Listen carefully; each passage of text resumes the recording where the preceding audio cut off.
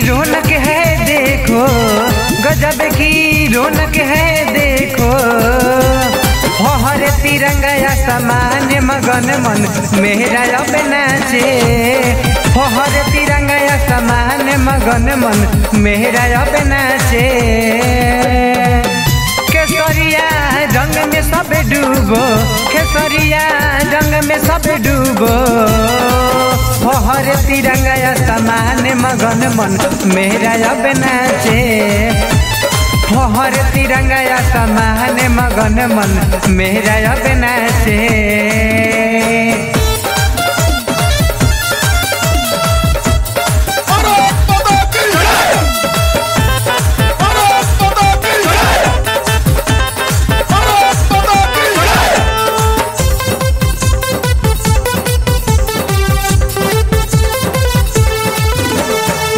सारी दुनिया में ये कहीं तो नारा है, सारे जहां में प्यारा देश हमारा है। सारे जहां में प्यारा देश हमारा है।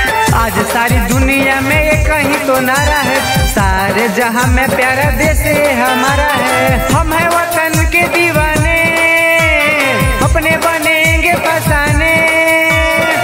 हम है वतन के दीवाने, अपने बनेंगे फसाने। गजब का जज्बा है देखो, गजब का जज्बा है देखो। हर तिरंगा आसमान मगन मन मेरा अब नाचे। हर तिरंगा आसमान मगन मन मेरा अब नाचे।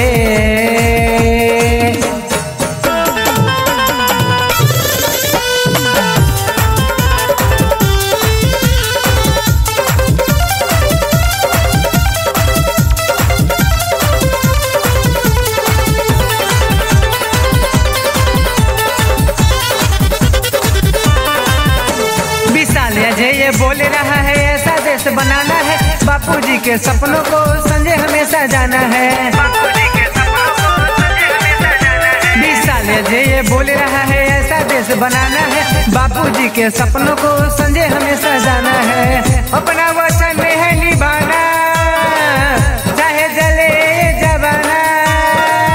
अपना वचन है निभाना, चाहे जले जवाना। अजब ही रुतबा है देखो, अजब ही रुतबा है देखो। हर तिरंगा आसमान मगन मन मेरा अब नाचे। हर तिरंगा आसमान मगन मन मेरा अब नाचे।